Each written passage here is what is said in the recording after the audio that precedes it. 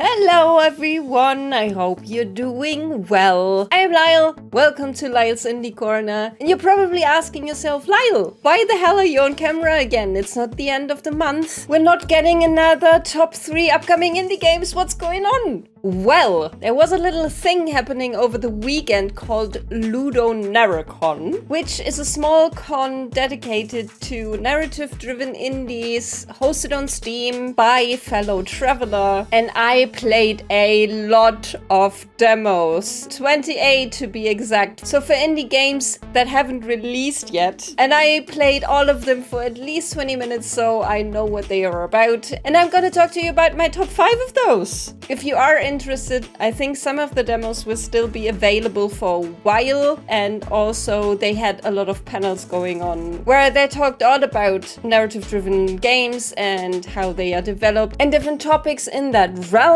I'm currently still watching one where the dev of Citizen Sleeper and the lead on Hardspace Shipbreaker talk about work in the future and how capitalism has already destroyed everything, and it's really good. So if you want to check out any of those, I will put a link in the description. And no, I'm not affiliated in any way with LudoNarraCon or fellow traveler. I just really like it. There's always so many new indie games that I find that I want. So I'm just gonna talk about it a bit. So without further ado, let's dive into my top 5 demos from LudoNarraCon 2023.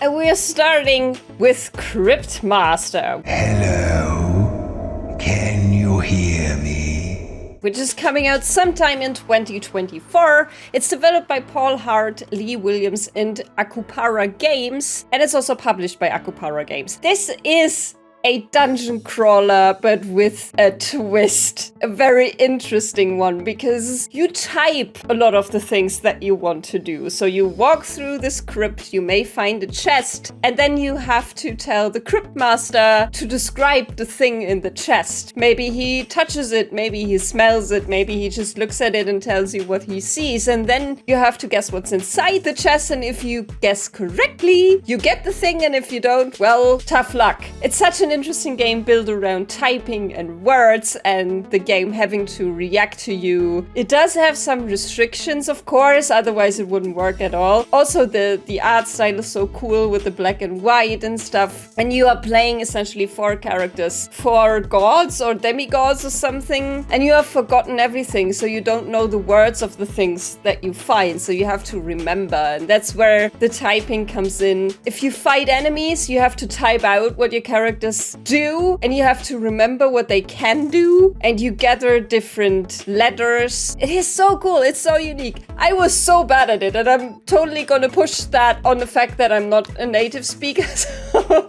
I just forget words somehow. It's not because I'm bad at word games in general, okay? Cryptmaster I thought was a really cool concept, something very, very unique, and I really loved the writing. It was very humorous, very dark, and yeah, I'm looking forward to when it comes out in 2024. And then we have Loco Motive, which is set to come out sometime in 2023. It's developed by Robust Games and published by Chucklefish. This is a comedy point-and-click adventure game where you're the attorney to a wealthy heiress of a train empire. And right as she's announcing who's gonna succeed her, she gets murdered right in front of everyone. And this is the bigger build of an itch.io game that I actually played back in the day, and they imported a lot of what made that short game work so well and are putting the work in to make it longer, make it bigger. I really have to say the pixel animations, the pixel art here is so incredible. It's so detailed. It's so beautiful. There's like a sequence where the main character puts on a jacket and I was like, what? You could have just gone to black or something, but you're doing it really on screen. It's so cool. In the end game, you will play 3 different characters, and I can't wait. I think this has exactly the right tone to be funny, to be entertaining. And it's not often that we get humorous point-and-click games that actually work, at least in my opinion. So I'm really, really looking forward to Loco Motive. Now this next one is a big one. It's Stray Gods, coming out on August the 6th, 2023. It's developed by Summerfall Studios and published by Humble Games. And this, you guys, this is special. It's a choose-your-own-adventure RPG, but as a musical. Like a boat lost at sea. Yes, you heard that right. This is kind of a telltale game, but it's a musical. And as an all-around nerd, I love musicals, so this game was just made for me, and I'm so happy that it exists. It went through a lengthy Kickstarter. I think it was called something else at one point too, but now it's Stray Gods. You have Laura Bailey and Ashley Johnson of Critical Role fame, and also Ashley Johnson from The Last of Us, of course, and the ever illustrious Troy Baker, who are in this game singing their hearts out. And I want it now. It was made for me. This game was just made for me, and I want to play it, and it was amazing. And it's about like Greek gods and stuff, and I honestly don't really care about the setting. I'm just amazed that a musical game is coming out that's not a rhythm game, but just a musical. And I want it. Stray Gods.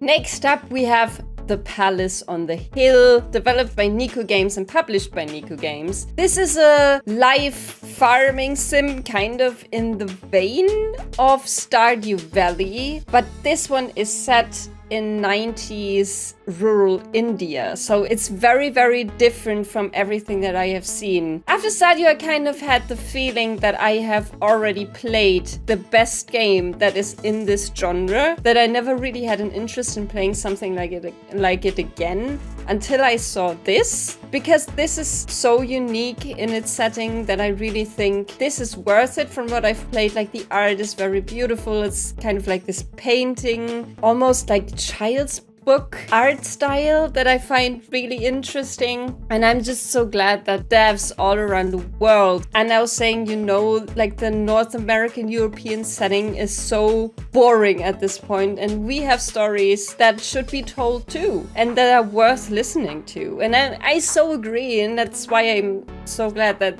these games exist now, especially in the indie world where devs from different backgrounds are like, no, you should be listening to us as well. You meet a lot of characters, of course, around town. You don't just farm, you make tea, you cook food, you can discover ruins, so there's an adventure part and all of that too. From what I have played of it, it seems very relaxing. You do get a lot of quests at first, and I was like, oh my god, I'm so overwhelmed, but there wasn't like any intensity to that. It was really like, go at your own pace, do these things, and just discover what you find. And there's also like this painting mechanic to it, where the main character paints different areas around his home, which I thought was really beautiful. And there's a prologue of this game out right now that's completely free, and you can still play it. So The Palace on the Hill, if that's something you're interested in, I highly recommend it.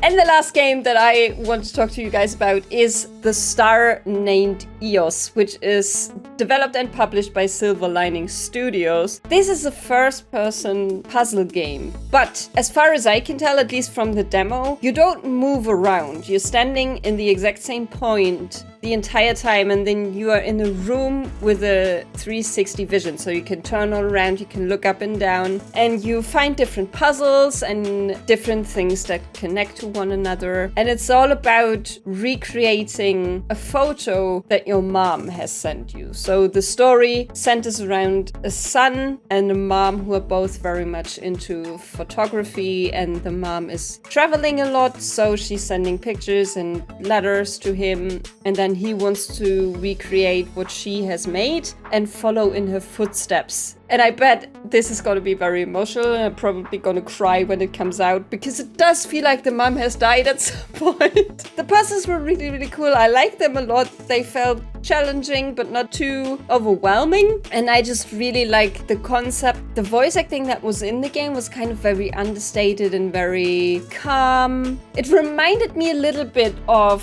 Season, A Letter to the Future. In its gameplay, it's very, very different, but the way the characters talk to one another, it was always very calm and very collected. So I feel like it's going more in that direction, more philosophical take maybe. Very much for me.